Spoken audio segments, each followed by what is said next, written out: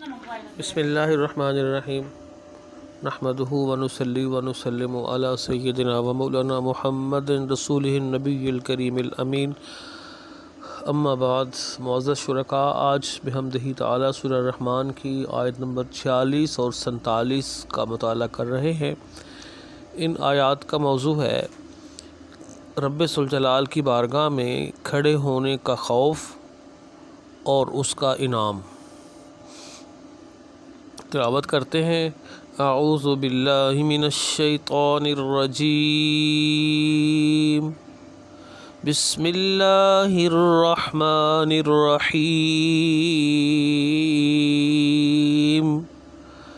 وَلِمَنْ خَافَ مَقَامَ رَبِّهِ جَنَّتَانِ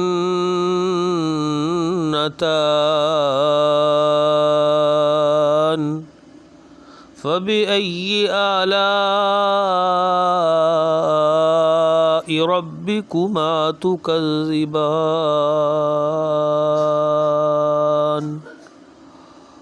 اور جو شخص اپنے رب کے حضور پیشی کے لیے کھڑا ہونے سے ڈرتا ہے، اس کے لیے 2 جنتیں ہیں، پس تم دونوں اپنے رب کی کن کن نعمتوں کو جھٹلاؤ گے؟ معزز سامعین، اس سے پہلی آیات میں رب ذوالجلال نے بے خوف نہ ڈر اور رب ذوالجلال کی بارگاہ سے سرکشی کرنے والے باغی قسم کے گناہگار قسم کے مجرم جو لوگ ہوتے ہیں ان کی بات کی ہے، ان کی کیفیت بیان کی، قیامت کے دن ان کی حالت کو بیان کیا، ان کی سزا کو بیان کیا۔ آج کی آیت مبارکہ جو آج ہم نے پڑھی ہے، اس کے اندر اس گروہ کے برعکس دوسرے گروہ کی بات کی ہے۔ دوسرا گروہ کون ہے؟ دوسرا گروہ وہی ہے کہ جو رب ذوالجلال کی بارگاہ میں پیش ہونے سے ڈرتا رہتا ہے۔ اسے احساس ہوتا ہے کہ میں نے مالک کے حضور پیش ہو کر اپنا حساب کتاب دینا ہے، حساب کتاب دینے ہیں۔ اس کے روبرو پیش ہونے سے جو ڈرتا ہے اور ڈر کر ظاہر ہے پھر رب ذوالجلال کی بارگاہ میں اطاعت و بندگی بجا لاتا ہے، اس کی بارگاہ میں جھکا رہتا ہے، اپنے ہر عمل کے بارے میں وہ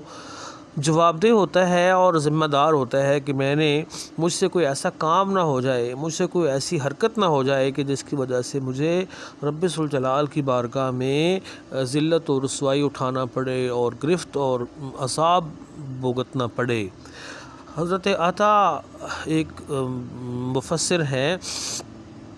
ان سے نقل ہے، وہ بیان کرتے ہیں کہ سیدنا ابوبکر صدیق رضی اللہ تعالیٰ عنہ ایک دن قیامت کے بارے میں سوچنے لگے، میزان کے بارے میں، جنت و دوزخ کے بارے میں، جو قیامت کے دن کے ہولناک واقعات ہوں گے ان کے بارے میں غور کرتے کرتے لرز اٹھے اور کہنے لگے، اے کاش میں چارہ ہوتا، کوئی جانور آ کر مجھے چر لیتا، کھا لیتا، یا میں پیدا ہی نہ ہوا ہوتا۔ ہولے قیامت کی ہولناکی اور اللہ تعالیٰ کے جلال کا خیال کر کے بے قرار ہوتے رہے، تو ان کی اس کیفیت کی بنا پر یا اس کے پیش نظر اس وقت اللہ رب العزت کی طرف سے سورہ الرحمن کی یہ 2 آیات نازل ہوئیں کہ وَلِمَنْ خَافَ مَقَامَ رَبِّهِ جَنَّتَانِ، کہ ان کو اللہ تعالیٰ ایک نہیں ایسے لوگوں کو جو رب ذوالجلال کی بارگاہ میں یوں لرزتے رہتے ہیں، ڈرتے ہیں، اللہ کے حضور پیش ہونے سے ہر وقت جو ہے نا وہ خائف رہتے ہیں، ان کے لیے انعام ہے۔ انعام کیا ہے کہ ان کے لیے ایک نہیں کئی جنتیں ہیں۔ جنت سے یہاں مراد جو ہے نا وہ لغوی معنی ہے اس کا، یعنی باغ اور گلستان۔ ہر وہ شخص جو اللہ کے حضور پیش ہونے سے ڈرتا ہے اس کے لیے جہاں اخروی زندگی میں 2 باغات ہیں،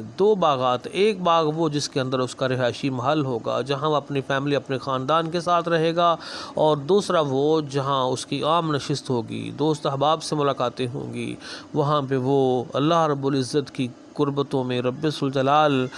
کی اس دی ہوئی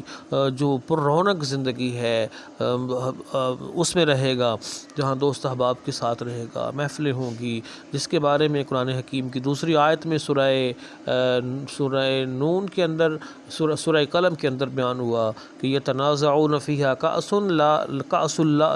لا لغو فیہا ولا تأثیم، کہ وہاں پہ جو ہے نا وہ شراب طہور کے جام چلیں گے، وہاں کوئی لغو بات نہیں ہوگی، وہاں کوئی گناہ کا تصور نہیں ہوگا۔ تو ایسے جہاں میں ایسے محلات میں وہ رہیں گے، ان کے لیے ایک نہیں دو جنتیں ہیں، بلکہ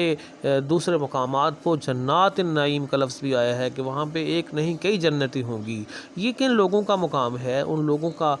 لوگوں کا یہ انعام اور صلہ ہے جو رب ذوالجلال کی بارگاہ میں خوف رکھتے ہیں، رب ذوالجلال کی بارگاہ میں پیش ہونے سے ڈرتے رہتے ہیں، لرزاں رہتے ہیں۔ ظاہر ہے جو اللہ کی بارگاہ میں پیش ہونے سے ڈر گیا، اس نے اپنے عمل کی اصلاح بھی کر لی، جس کے دل میں خوف خدا نہیں ہے، اللہ کے حضور پیش ہونے کا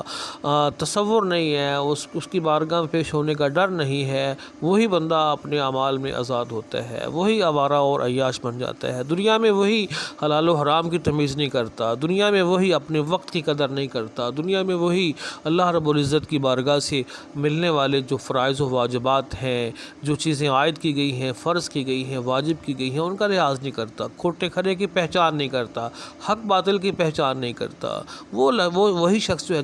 جس کے دل میں خوف خدا نہیں ہے، وہی شخص اپنی زندگی کو بڑا عام اور حقیر سمجھ کر اس کو بے دردی کے ساتھ کل کر رہا ہوتا ہے، ضائع کر رہا ہوتا ہے اور اپنی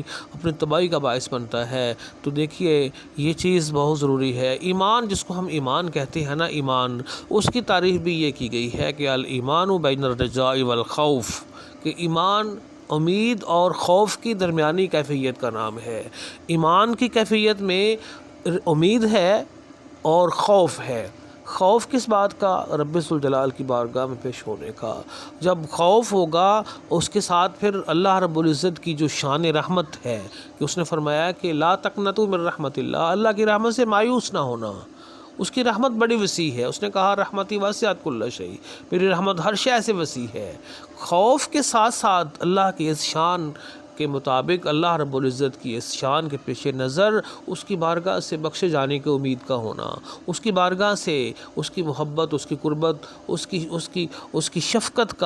کی امید رکھنا، یہ جو کیفیت ہے، اس کیفیت کے ساتھ جب بندہ رہے گا تو یہ ایمان کی زندگی ہے، یہ ایمان کی کیفیت ہے۔ اس کے اندر جو ہے نا وہ ڈر اور خوف کی کیفیت کے ساتھ بندہ گناہوں سے بچے گا، اور پھر اس کی رحمت سے امید کے ساتھ اس بندے کے دل میں مایوسی نہیں آئے گی۔ مایوسی آ گئی تو اس کا مطلب اس نے رب ذوالجلال کی رحمت پر اس کا یقین نہیں رہا۔ اس کی رحمت بھی وسیع ہے، لیکن اس نے اس کی بارگاہ سے ڈرتے رہنا یہ بھی بہت ضروری ہے۔ یہ بھی ایمان کا بنیادی تقاضا ہے۔ وہ ایمان ہی کیا ایمان ہے کہ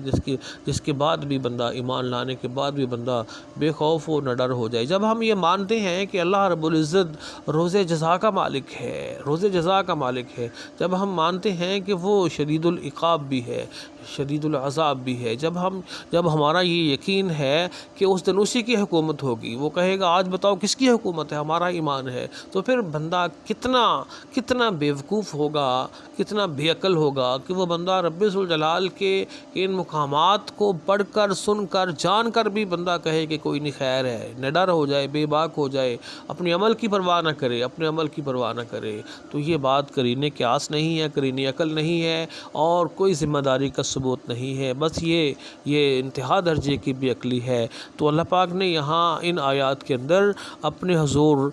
حضور پیش ہونے سے ڈرنے والوں کا مقام اور ان کا انعام بیان کیا ہے۔ رب ذوالجلال کی بارگاہ میں دعا ہے رب کریم ہمیں بھی ان لوگوں کی صف میں شامل فرمائے کہ جو لوگ اس کی بارگاہ سے ڈرتے رہتے ہیں اور ڈر کر اپنے اعمال کی اصلاح کرتے، اپنے اعمال کی ذمہ دار اور جواب دہ ہوتے ہیں۔ اللہ پاک کی یہ بہت بڑی نعمت ہے، اللہ پاک کی یہ بہت بڑا انعام بھی ہے کہ اللہ پاک اپنی بارگاہ سے ڈرنے والوں والوں کو یہ انعامات دے رہے ہیں، تو اس لیے فرمایا کہ اے جنوں اور انسانوں فَبِأَيِّ آلَاءِ رَبِّكُمَا تُكَذِّبَانِ، تم اپنے پروردگار کی کس کس نعمت کا انکار کرو گے؟ یقیناً رب ذوالجلال کی کسی بھی نعمت کا ہم انکار نہیں کر سکتے۔ اللہ رب العزت کی بارگاہ میں دعا کہ رب کریم ہم پر اپنا لطف و کرم فرمائے، احسان فرمائے۔ اللہم صلی علی سیدنا محمد وعلی آل سیدنا محمد وبارک وسلم۔